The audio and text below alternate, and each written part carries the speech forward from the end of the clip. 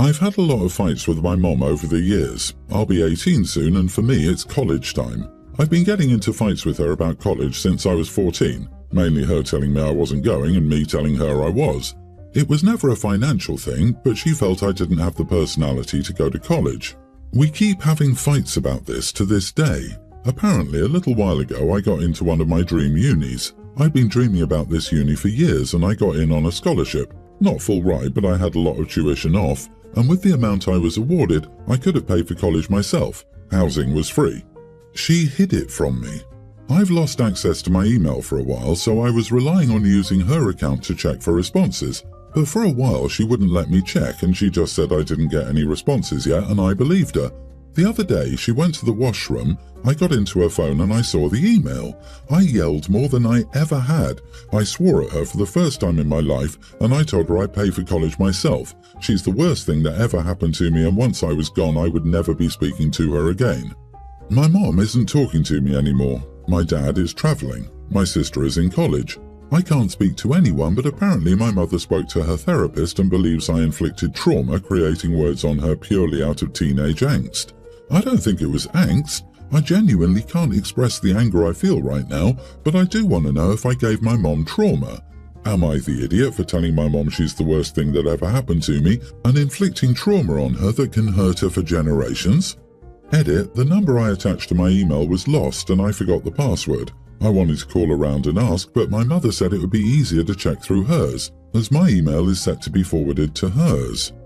Not the idiot. Jesus, I'm a mom myself. She purposefully hid an acceptance letter and lied when she was asked about it. She quite literally could have diminished your future success had you not found out about her weird need to keep it from you. Also, I have large doubts that she told the whole truth about that situation in order to garner some sympathy. In no way is it teenage angst. It was quite reasonable to be upset, frustrated, mad, etc. From the fact she blatantly lied about your dream college. Frankly, if this is truly your reason to cut off ties with your mother, then she can only blame herself for her deceit. She's 100% lying about what her therapist said. Your mom just made up the therapist's response. Someone who would do what she did to you will have no problem lying to manipulate you even further.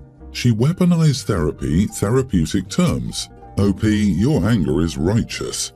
Someone who is supposed to love and support you actively attempted to stop you from living the life you want. As someone whose mom tried to stop me from going to college because I was too immature, my mental health was atrocious due to living in active trauma, aka her house, you should tell your mother what I told mine. F you, I'm going to college.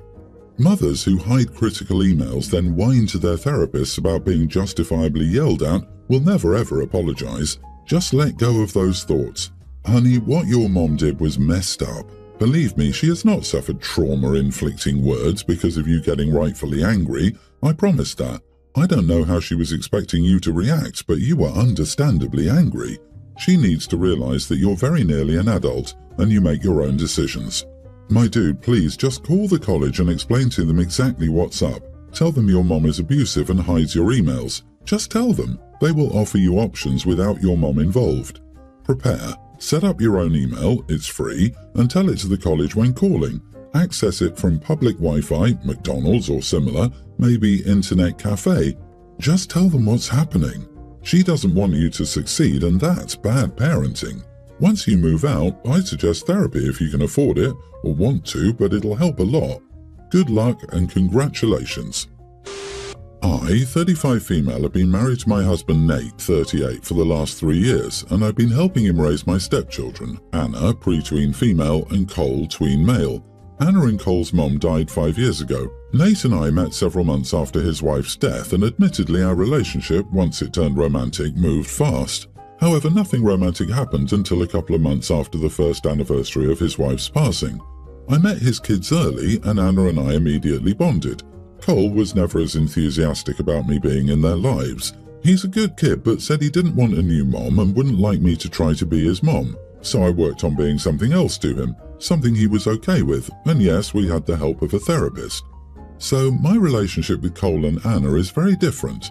Anna and I have a mother-daughter bond. She calls me mom. She also knows about her mom and we have photos up at home, but she tells people I'm her mom and calls Nate and me her parents. She asked a few times about adoption and came out and asked to be adopted at Christmas. With Cole, there is no parent-child bond. I consider him my kid as much as I do Anna, and I love him. I would call him my son in a heartbeat if he were willing, but he doesn't see me that way and doesn't want to see me that way. When Cole heard Anna ask me to adopt her, he asked, "What about Mom?" Anna said she could have two moms and they both could. Still, she wanted me to be her mommy on paper, like her best friend's dad, who became her daddy on paper last year. We went to a therapist to talk things through. After some time, the therapist said I should adopt Anna if we all wanted that, but told us not to adopt Cole, which I'd already said I wouldn't because he wasn't okay with it. The therapist aimed that more at Nate, who was concerned about not doing the adoption for Nate as well. She told us that any chance of him feeling like he missed out and was rejected would be nowhere near as bad as the rage he would feel if we took the choice away from him and did it against his wishes. Nate's parents were not happy when Anna announced she was going to be adopted. They asked about Cole and he said he didn't want to be adopted. Nate's parents took us aside and said I couldn't adopt one and not the other. If something happened to Nate, what if Cole was placed with his maternal grandparents or his aunt and Anna stayed with me? They'd be separated. They also said Cole didn't deserve to be the odd one out.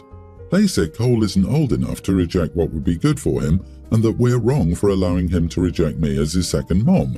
I pointed out that 3 therapists have all said we should respect Cole's feelings and wishes. They said therapists don't live with us every day and don't know the family the way they do. They said I can't call myself a good mom if I adopt one stepchild and not the other. Am I the idiot? Not the idiot. You respected his wishes and are doing everything possible in a difficult situation. If he changes his mind later, he can be adopted, but forcing him into adoption would be a terrible idea. You're going about it in the best way possible. Hopefully, Cole will appreciate how you've handled this when he's old enough. The issue of what happens if Cole's father falls under a bus to ensure he's not separated from his sister seems fixable by designating you as his guardian. If that's okay with him, he's getting old enough to have a say. Talk to a lawyer once you all know what you want and discuss options. Judges and social workers don't usually take children away from the home they know because of the death of one parent. OP, there might be other solutions, like hubby writing a will with the suggestion that the children stay with you, as long as they don't wish otherwise, and you're trying to become a legal guardian for Cole if this happens. Hope not and wish you all a long and happy life. You're doing this right. Let Cole decide at his own pace. I, female 22, live with my parents. I'm the youngest sibling and all my other siblings moved out a while ago, so it's just me and my parents. I buy all my own food, do my fair share of housework and pay rent. With the amount I'm paying my parents, I could rent a room in a shared apartment or house. It's definitely not a token amount. In October, I went on a 3-day trip with some friends. When I came home, my bed had food stains and crumbs in it, and lots of my belongings were moved around or on the floor. My parents explained that they had my nephew, age 4, sleep in my room while I was gone. I explained that I don't mind my nieces or nephews sleeping in my bed when I'm not home, but that I don't appreciate coming home to my room being a mess and my bed being dirty. I tried to be as calm as possible, but I was irritated. My parents told me to lighten up, that I was overreacting, and that it was just my baby nephew. Last month, I went on a weekend trip for my co-worker's bachelorette party. Once again, I came home to my room being messy. I even found not 1 but 2 very chewed up pacifiers in my bed and more old food. I was very annoyed and I told my parents I was not okay with this and wished they'd at least wash my bed sheets after the kids had been in my bed. They once again say I'm overreacting. They call me a control freak and a neat freak. They even get my sisters involved and say I'm being a baby about my nibblings using my bed when I'm not home. No one in my family is on my side and they think I'm being childish. This escalated when my sister, 31, called me to discuss the situation. She lectured me and said it's my parents' house and they can use the space however they like. She said I was acting like a spoiled brat and that if I were her child, she'd kick me out of the house. I fired back at her and asked what on earth I was paying rent for if not for my space. Am I the idiot?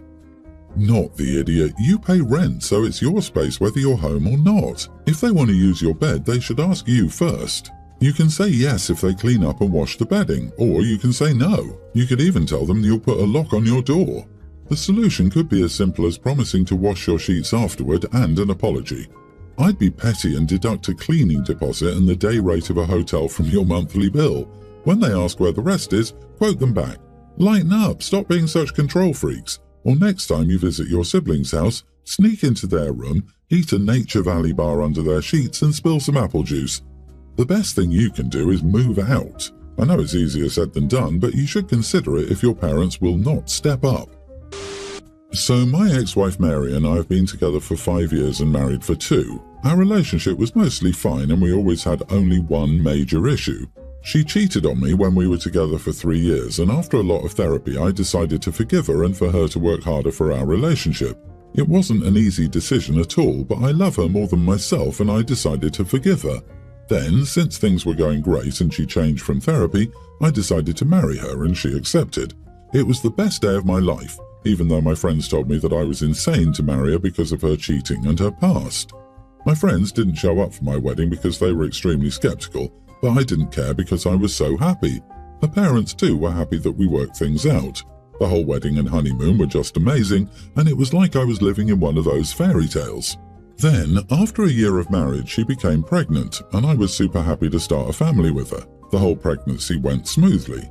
But then, when our son was born, something was wrong because he didn't look like me at all and had just some small things of my wife, but really nothing like me. I started thinking about it and some things were off, like her announcement of a pregnancy. When she told me that she was 4 weeks pregnant, I wasn't home with her for 2 weeks because I was in another country for the sign of a very big client. When I asked my wife to be there when she was about to give birth, she hesitated but told me yes. So after thinking again and again about all the wrong things, I did something that I don't regret. I took my son for a DNA test while my wife was at work, and I was at home with my son. After a week, the results came back and my worst nightmare became reality because he wasn't my son. The same day, I immediately contacted my lawyer. After explaining the situation to him, he started preparing the divorce papers. After a month, I served them to my ex-wife and told her that I knew that our son wasn't mine, so to don't make things complicated and to just sign the papers. The drama started and she began to cry, begging me not to divorce her, telling me that she would become better, that we could put our son up for adoption and that she'd made a mistake. All the classic excuses of a cheater, but I put my feet down and told her that I couldn't change ideas after I'd already forgiven her once. After 2 hours of this pathetic scene, she finally signed the papers and packed her stuff. She called her dad, crying and telling him to pick her up, but she didn't tell him what had happened. While waiting for him, she was crying and begging me to forgive her so she would improve, but I just ignored her. When her dad arrived, he asked what the heck was going on and I showed him the DNA test results. He started yelling at her and was extremely angry about what she did, and finally they drove away to her parents' house. Fortunately, in our country, divorces under 5 years are quick, so in a few months we were divorced, and she got nothing from me, not even alimony or any type of it. The thing is, in those days and even now, I never cried, shouted or did any of these things, but I just feel broken and empty inside, like this thing changed something in me. Obviously, my friends were happy when they knew about this and started telling me the classic, "I told you so." Thinking about it now, they were right, but I was blindly in love with her, and I didn't understand the whole mess. Months passed since the divorce, and I still feel like an empty and broken human, but I don't regret doing the DNA test because my worries were right. Now, the issue is that I met some of our mutual friends a few days ago. We talked a bit about our life, changes, and obviously about the whole mess. They told me that my ex-wife was depressed and sad and that the affair partner had disappeared, leaving her to stay at one of their houses. They asked me if I regretted the divorce, but I told them absolutely not because I forgive once, but not twice, and not a big thing like baby trapping. They called me heartless and cold for not thinking of her even once and the baby is a toddler now because according to them, she still cries for me and still punishes herself for what she did because she really regrets her actions. So, am I the idiot? Not the idiot at all. She cheated, kept the resulting pregnancy, and tried to pass the baby off as yours. That's not one mistake in the heat of the moment, that's a series of calculated betrayals, and she was willing to lie and use you for the rest of her life. There's no coming back from something like that. Oh no, the consequences of my actions really exist. Oh no. Yes, she cries for OP because her affair partner gave her the heave-ho and wisely moved on with his life. Her affair partner knows she's a cheater who will pass the kid off to her husband that isn't his. Only an idiot would want to stick with her.